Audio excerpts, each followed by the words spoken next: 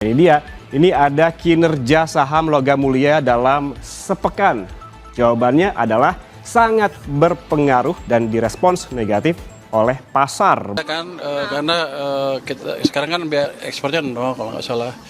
Itu selain untuk meningkatkan pendapatan pemerintah juga untuk melihat sih berapa sih ekspor emas kita sebetulnya. Jadi kita lihat nanti ada potensi income apa yang kita bisa dapat dari pertambangan itu yang mungkin sebelumnya belum tahu. Saya nggak estimasi. Nanti salah angkanya, saya lupa angkanya berapa triliun lah gitu. 2 sampai 6 triliun ya. Lalu seperti apa saudara usulan tarif bea ekspor emas ini berlaku untuk jenis emas seperti apa saja? Ini datanya berikut ini saudara, ini usulan tarif bea ekspor emas.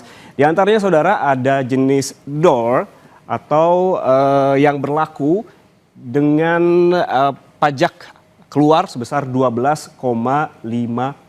Ini jenis DOR ini yaitu emas tengah jadi dengan campuran mineral. Kemudian juga yang kedua ada granules. Ini pajaknya sebesar 12,5%. Granules ini adalah butiran emas hasil pemrosesan. Sementara yang ketiga ada cash bars. Ini merupakan batangan tuangan yang dikenakan pajak sebesar 10%. Dan terakhir ada emas batangan cetakan yang sudah rapi sebesar 7,5%. Dan angka-angka ini saudara berlaku dengan syarat harga emas global di bawah $3.200 Amerika Serikat per troy ounce. Lalu bagaimana jika harga emas dunia di atas itu? Maka bea ekspor yang dikenakan akan lebih tinggi lagi 2,5% dari ketentuan.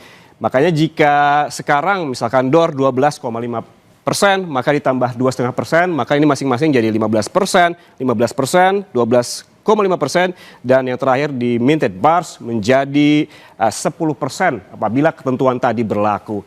Lalu seberapa besar rancangan peraturan Menteri Keuangan ini berdampak ke saham-saham Logam Mulia di Bursa Efek Indonesia? Sejak diumumkan pada Senin pekan lalu, Kompas Bisnis menyajikan data berikut. Nah ini dia, ini ada kinerja saham Logam Mulia dalam sepekan. Jawabannya adalah sangat berpengaruh dan direspons negatif oleh pasar begitu. Terbukti sejak diumumkan Senin pekan lalu hingga penutupan bursa pada Jumat lalu, terpantau saham-saham dari perusahaan emas ini berguguran. Kompas Bisnis saudara ini menyajikan beberapa saham sebagai contoh saja begitu. Di antaranya kita melihat yang paling populer adalah Antam atau dengan kode ANTM. Ini dari Senin pekan lalu turun 4,28%. Kemudian kita lihat juga ada AMMN yang turun 3,36%. Dan ada Arci yang turunnya paling dalam selama satu pekan terakhir yaitu 9,96%. Dan ada PSAB yang juga turun dalam yaitu sebesar 8,70%. Dan terakhir yang sebagai contoh yang kami sajikan adalah UNTR. Penurunannya sebesar 3,48% selama sepekan terakhir. Dan saudara penurunan yang besar tampak pada Arci dan juga PSAB seperti saya sebutkan tadi yang masing-masing turun sebesar 9,96% dan 8,7%. Mengapa demikian saudara? Ini dibandingkan dengan emiten-emiten lainnya di perusahaan lainnya total ekspor Arci dan juga PSAB ini 100% emas sehingga tentu akan sangat berpengaruh terhadap kinerja keuangan keduanya. Dan saudara, sebenarnya seberapa besar dan mengapa pasar begitu responsif dengan rencana bea ekspor emas ini? Kita akan bahas bagaimana dampaknya terhadap perusahaan yang bergerak dalam pertambangan dan juga pengolahan emas. Kompas Bisnis nanti akan membahasnya. Namun saudara, apabila kita berbicara dengan kinerja dari perusahaan-perusahaan atau emiten yang berbisnis di bidang logam mulia ini, kita lihat juga bagaimana di responnya di Senin kemarin.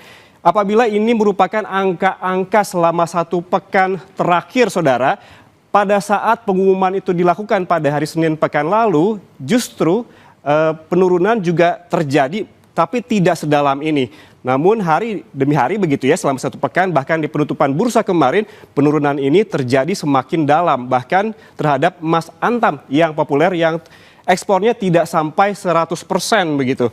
Dan AMMN juga yang ekspornya tidak sampai 100% juga terus turun hingga mencapai 3,36%.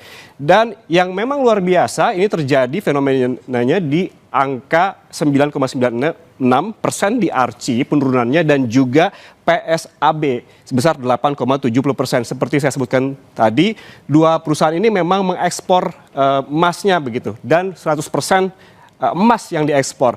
Sementara UNTR memang persentase emas yang diekspor tidak begitu banyak sehingga kita lihat juga penurunan sahamnya juga tidak begitu besar begitu dibandingkan dengan yang lainnya sebesar 3,48%.